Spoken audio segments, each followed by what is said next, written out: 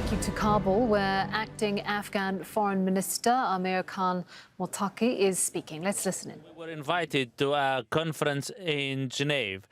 We explained to the envoy of the United Nations that the Emirate of Islam in Afghanistan and during the meeting, they pledged to extend relief aid to Afghanistan within the scope of $1 billion, and we are thankful to this.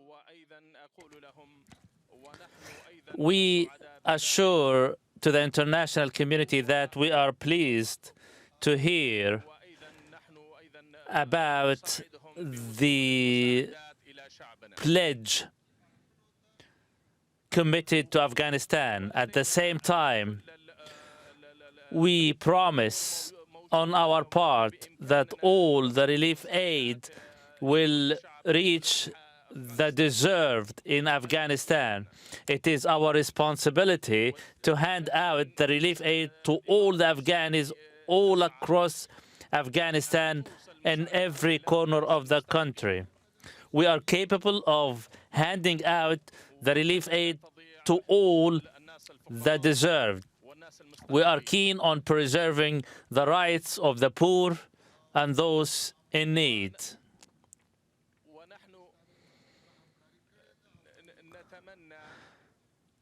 Meanwhile, it is known that the people of Afghanistan have been for 40 years reeling under the brunt of wars, during which we have faced all sorts of troubles. That's why we hope that the international community will lend a helping hand to Afghanistan on various domains.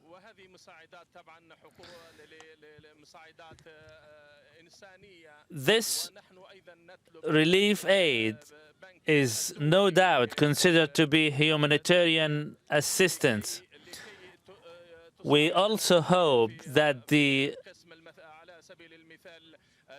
International Monetary Fund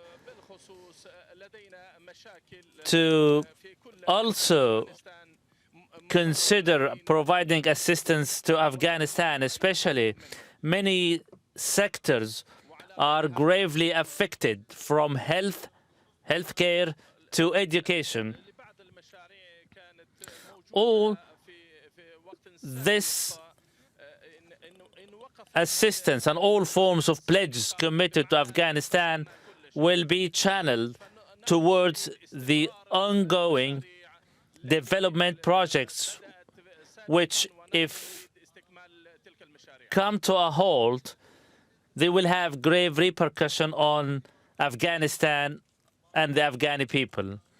We simply wish to keep all these projects running. The government of Afghanistan are doing all what they can in order to provide job opportunities to all the Afghani people.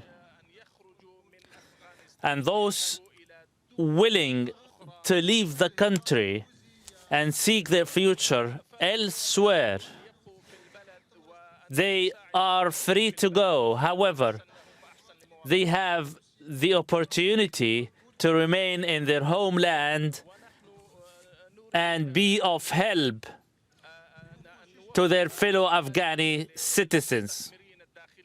At the same time, we are doing all what we can to provide a safe and positive atmosphere to all investors, domestic and foreign, because this is, at the end of the day, going to be beneficial to Afghan and Afghani people. In terms of security, we can all see that order and security are maintained, and this is a positive sign and a good assurance to all investors, domestic and foreign. We also call on all the Afghani expats who are living abroad to return home and lend a helping hand to their home country and their fellow Afghani citizens. Also, those who have fled in the past are requested to go back to their own property.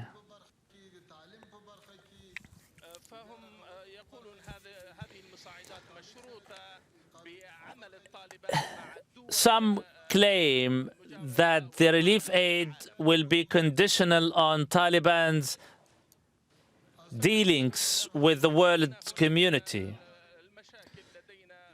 To this end, we say that at the moment we are faced with many problems, from health sector to education and the flight of the Afghani talents.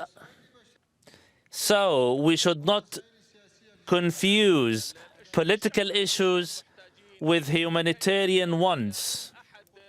The Afghani people is in a dire need for help. So these humanitarian forms of aid should not be linked to any political reasons. As we all know that security and order have been restored in each and every province within the country. There is no fighting, there is no insecurity, and there is no form of violation. This is a clear assurance that our country is safe and it is open for investment. Those are willing to come, they are welcome.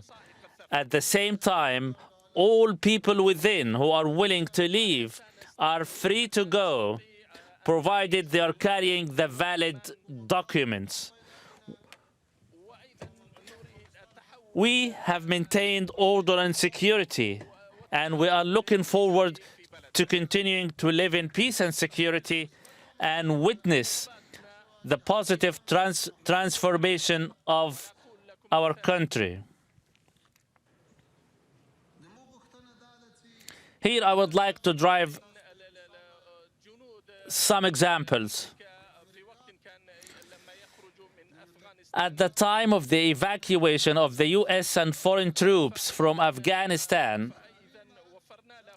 we provided them with all the conceivable means, the time and the tools to enable them safely leave Afghanistan. Unfortunately, instead of thanking the Emirates of Afghanistan, they handled our property in a very malicious way. They destroyed our property before they left. The United States is a civilized country, and they should deal with others based on mutual respect. We are willing to deal with all the world countries based on mutual respect, including the United States. We are not prepared to get dictated to or be subjected to any pressure from any country in the world. We have no problem in dealing with any country in the world without being pressured or dictated to.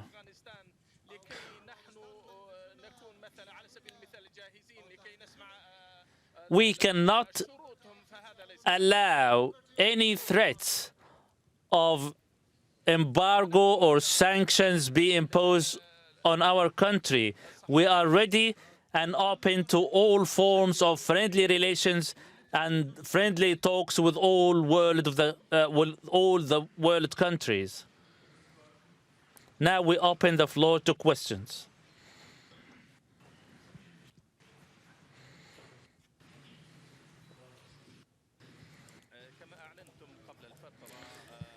You made a statement a while ago that the interim government, and as you demanded the world countries to recognize your government as a lawful, have you received any positive response to this demand so far?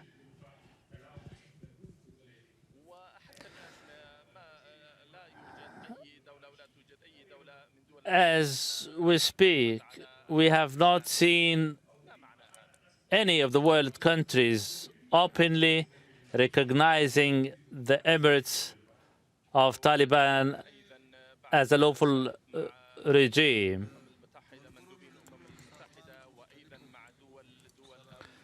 As I said, we had several of joint meetings with the UN envoy and representatives and officials from regional countries and other neighboring countries. They respectively have expressed some concerns, and we should listen to them. However, we are still receiving officials and representatives from Arab, Muslim, and regional countries. Each and every country has its own policy, its own foreign policy. If they are willing to recognize the Emirates of Taliban or the Emirates of Islam as a ruler regime, they are welcome. On our part, we are in total control of our own home soil. There is no insecurity or any form of fighting or infighting within our home soil. It is a clear assurance, a good sign to the whole world.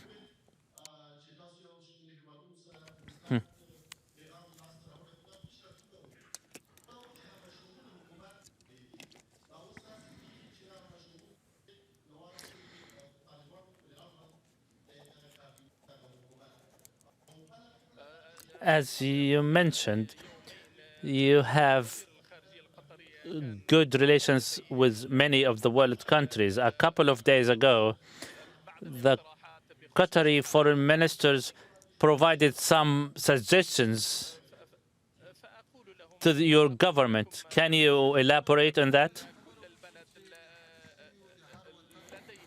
As I said earlier, many world countries have approached us with some concerns. Others have approached us with some suggestions. And as you know, the former government were functioning and recognized by the world community. But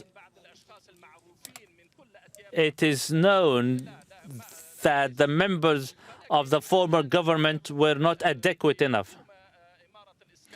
However, on our part, our government, which has been announced a few days ago, is fully inclusive. It has a clear representation of all the Afghani people from all walks of life and from each and every corner of the country. This does not or did not apply to the former government. Most of the former government's officials were imported from overseas. They landed on their offices from outside. Unlike our own government, we have an all-inclusive government. What does this mean? It means that we have full representations of all the Afghani people from all walks of life. For example, the government declared days ago is a living proof, and also we will continue to adjust. And as you all know, this is an interim government. We will continue to shovel, amend, and modify until we reach the final formula.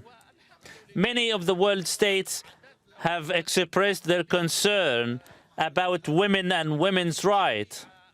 And by the grace of God Almighty, we have our established traditions cherishing women and their rights. All the reservations raised by some countries are not just, unfair. At the same time, they are not acceptable.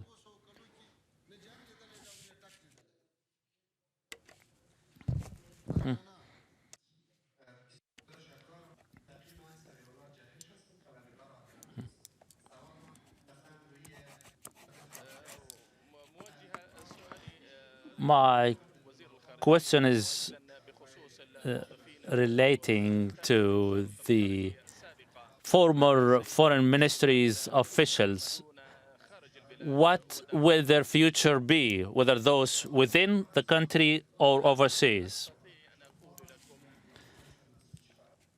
I can simply assure you that all the officials employed by the former government in the foreign ministries, and as we said earlier, you should continue to come to office. You should all report to your own duties, those within Afghanistan or overseas, within the diplomatic missions, consulates, and embassies. We called upon them to continue to function as usual.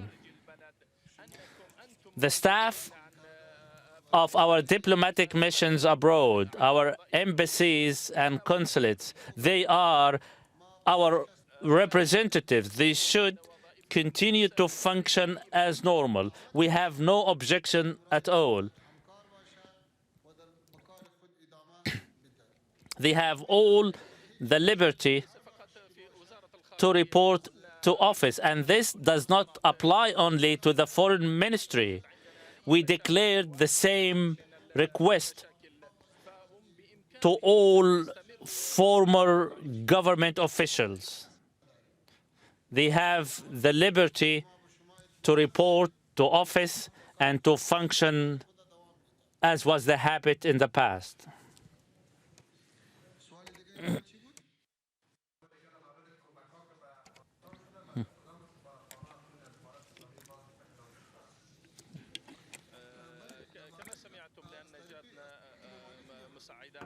As you all know, we have received relief aid from the state of Qatar and also from Pakistan, Uzbekistan.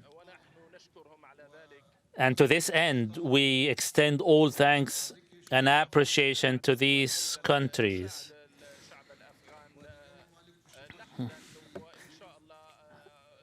The relief aid, as I mentioned at the beginning, will be handed out to all the deserved and Afghani people and all those in need. They will be distributed fairly and squarely.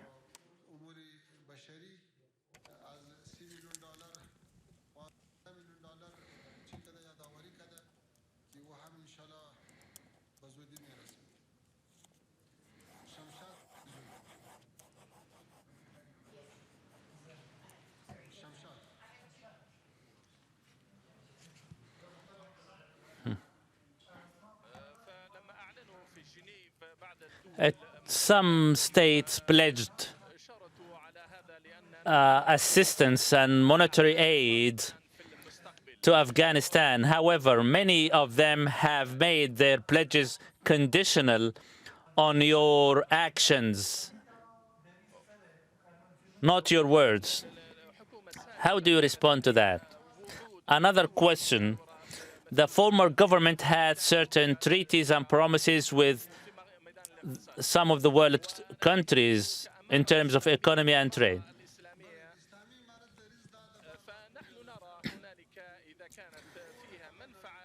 As a government, as a sitting government, if all the ongoing agreements and promises made by the government, the former government, are beneficial to our country and our people, they will be honored and we will observe them, provided that they are not in contradiction with our principles or the tenets of our religion.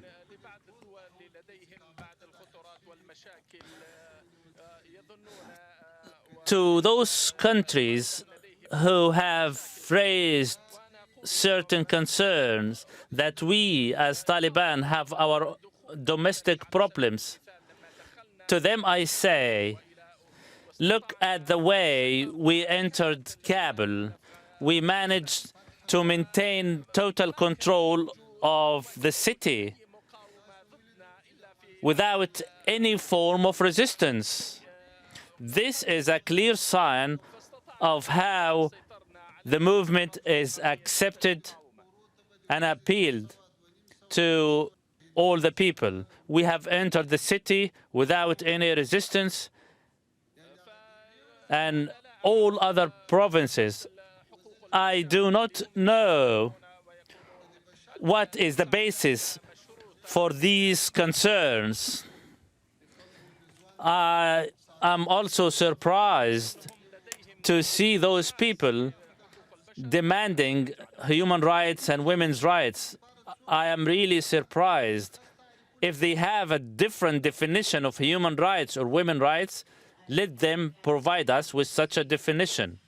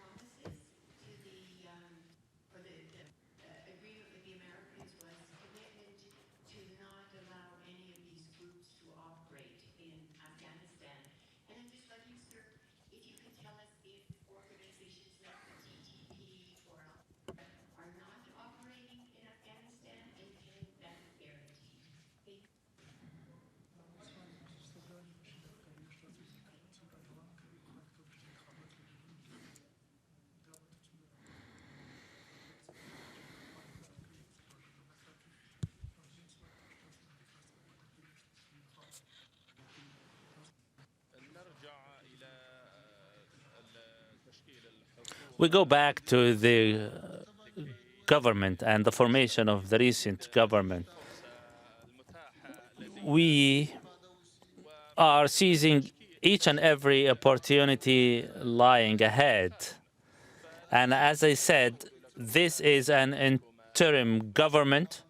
We will continue to adjust and modify until we reach a final formation, and I cannot give you a deadline on that.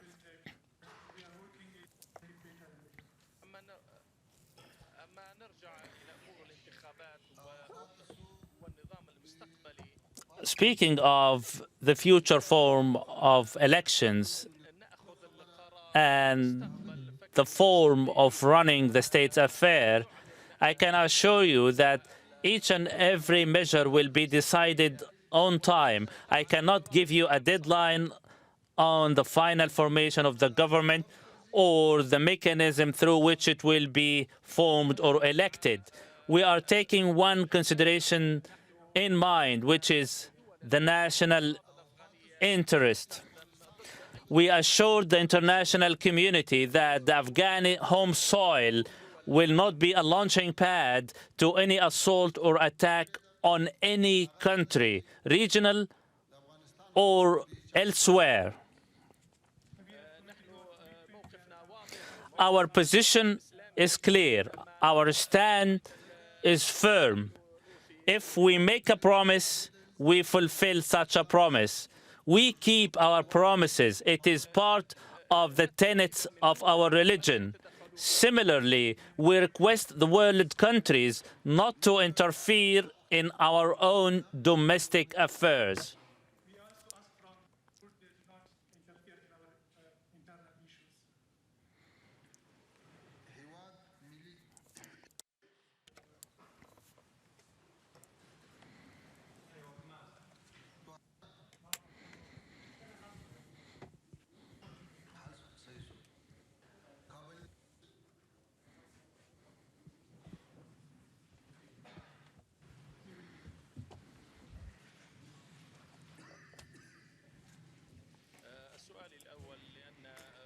The first question is about the members of the interim government. Most of the current members of the government are blacklisted by some world states.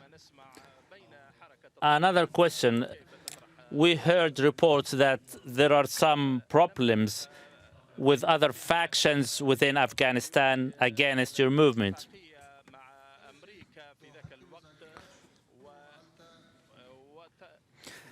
At the time we were negotiating a peace deal with the United States, we had agreed with them. As we signed the agreement, we agreed with them on certain issues, including that the personalities blacklisted should be removed from such a blacklist. This was part of the negotiations and agreement signed with the United States in the past.